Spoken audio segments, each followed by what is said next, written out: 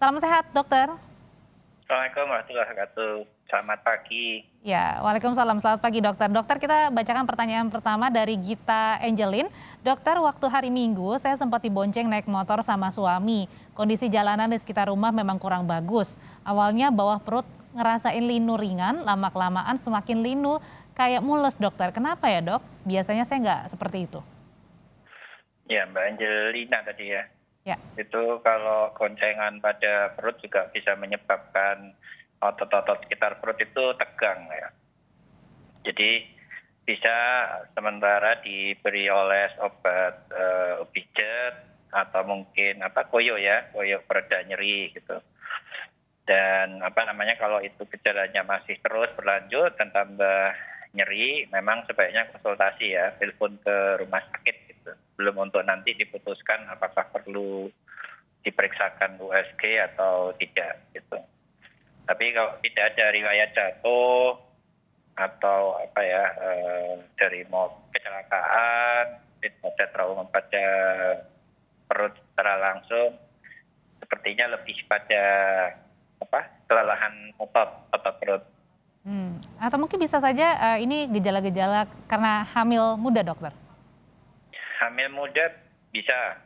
Nah, kalau tidak ada pada perdarahan pada hamil muda, itu juga bisa terjadi. Nah, itu nanti dilihat kalau memang ada cairan yang keluar, kemudian nyerinya dirasakan terus-menerus, ya memang harus segera ke rumah sakit ya untuk memeriksakan kehamilannya ya. Oke, lanjut ke pertanyaan. Ya, oke dokter. Lanjut kita pertanyaan kedua dari @ken2425. Dok, saya pria berusia 24 tahun. Saya mengalami sesak nafas pada saat ini. Banyak gumpalan cairan di paru-paru, bahkan berupa darah yang bergumpal. Berat badan saya normal, tidak mengalami penurunan sama sekali. Tapi kira-kira langkah apa yang harus saya lakukan, dok? Melihat ceritanya ini usia muda dengan batuk, kalau betul ya batuk darah ya. Gumpalan yang disebut itu berarti dia pada saat batuk mengeluarkan darah. Kemungkinan besar memang ini ke arah TBC ya. Oke. Ya, jadi memang harus ke rumah sakit Mas ya. Jadi nanti akan difoto ronsen untuk memastikan dan apakah nanti perlu diberikan obat yang rutin itu ya selama 6 bulan itu. Oke, TBC ini biasanya karena faktor apa, dok? Karena mengingat kan sekarang ini kita lebih banyak di rumah ya.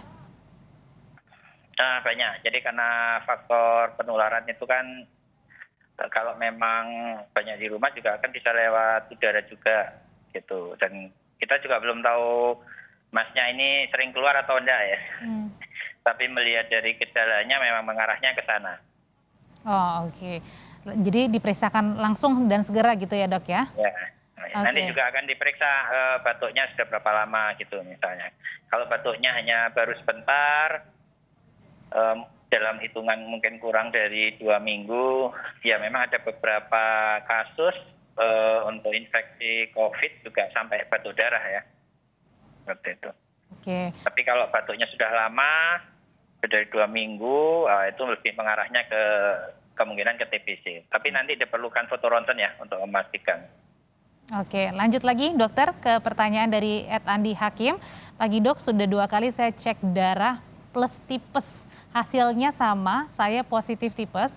Untuk hasilnya Salmonella 0180 dan untuk Salmonella H 1320. Yang ingin saya tanyakan menurut dokter dengan hasil Widal test seperti itu bagaimana? Sampai sekarang lambung saya masih sakit dan setiap minum obat rasanya pengen muntah, dok. Apakah ini saya harus rawat inap saja? Ya, kalau untuk tipes itu sebenarnya udah endemik. Jadi kita semua kalau dilihat titernya juga mungkin sama ya, 180 sama 320. Kalau yang H tadi disebutkan H ya, seperti 320 H ini biasanya menunjukkan kalau memang sisa-sisa. Jadi sisa-sisa infeksi akut dari Salmonella typhosa. Untuk ke rumah sakitnya selama tidak ada demam, kemudian makan minum baik, itu ya, itu saya kira nggak perlu ya. Jadi cukup istirahat yang di rumah, kemudian minum obat-obat pereda nyeri lambung seperti antasida, sirup gitu ya. Kemudian beberapa obat lainnya. Jadi nggak perlu minum antibiotik ya untuk membunuh bakterinya ini. Baik. Baik dokter, tetaplah bersama kami ya dok ya, karena usai jeda kami akan menerima telepon dari Anda yang bisa berkonsultasi langsung bersama dengan Dokter Corona Rintawan. Tetaplah bersama kami. Ada satu penelpon dari Jakarta dengan Pak Andika. Selamat pagi Pak Andika. Kak, Silakan Pak. ya. Halo, selamat pagi dokter. Selamat pagi Pak Andika.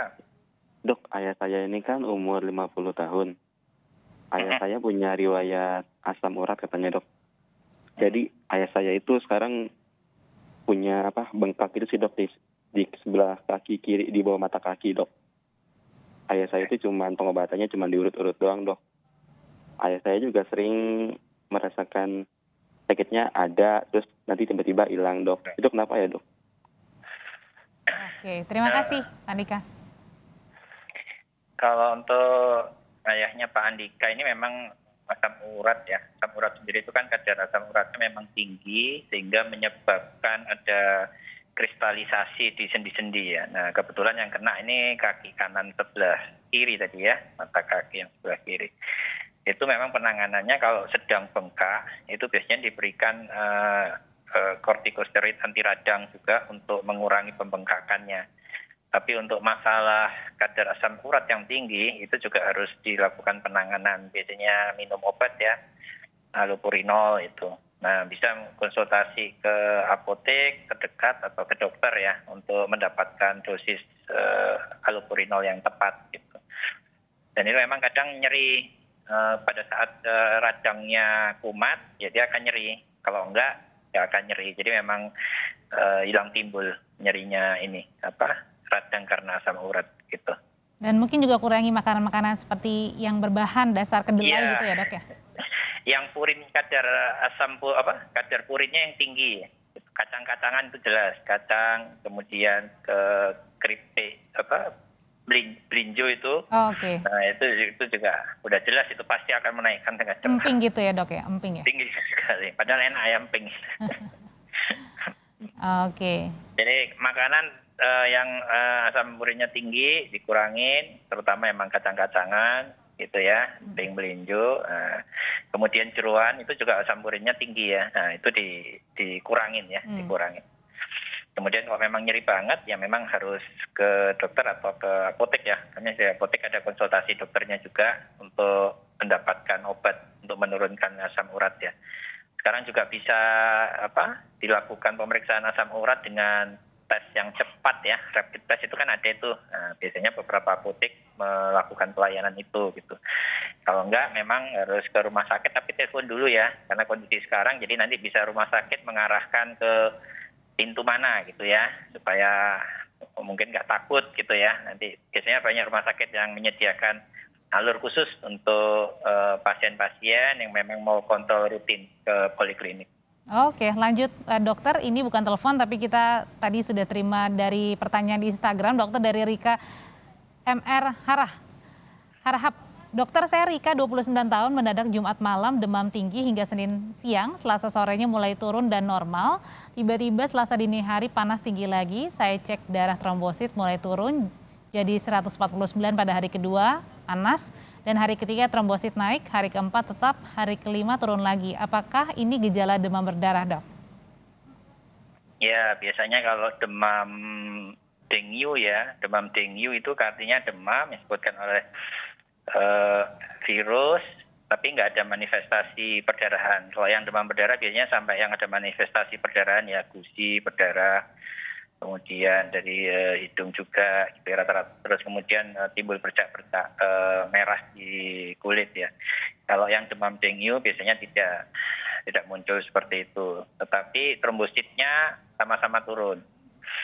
Kalau masih hari kelima biasanya memang bisa jadi ini demam dengue karena memang masih fase akut gitu ya. Nah, biasanya kalau kondisinya bagus, kemudian intake-nya bagus, ya itu nanti naik sendiri tuh trombositnya hari ke-7 atau hari ke-8. gitu. Walaupun pada beberapa orang memang agak lama ya yang daya tahan tubuhnya kurang gitu, mungkin baru hari ke-10 baru naik gitu. Jadi yang perlu dilakukan minum obat penurun panas saja ya. Kemudian kalau lambungnya tidak enak nanti bisa minum obat lambung gitu kan, banyak dijual bebas. Terus makan yang banyak, minum, jangan sampai lupa ya. Ini paling bahaya itu kalau demam dengue itu males minum ya gitu. Kekurangan cairan kali ya dok ya? Iya betul, kurang minum sehingga lemas, apalagi terus airnya karena kurang intake, perutnya kosong, asam lambung naik, terus jadi perih, muntah-muntah, tambah nggak mau makan minum. Nah, jadi ini harus dipaksa itu intake-nya supaya lambungnya tetap terisi, nggak kosong, dan banyak minum air ya. Suplemen boleh, vitamin kan sekarang banyak ya. Gitu, madu boleh kalau mau seperti itu. Jadi dengan intake-nya yang baik, ini harapannya tidak perlu ke rumah sakit ya. Itu banyak kasus yang demam dengue juga dengan intake yang bagus ya, nggak perlu ke rumah sakit. Cukup makan minum di rumah, kemudian minum obat penurun panas, sudah itu aja. Oke, Dokter Corona Rintawan, terima kasih pagi hari ini sudah menjawab pertanyaan dari pemirsa Kompas TV. Terima kasih dokter.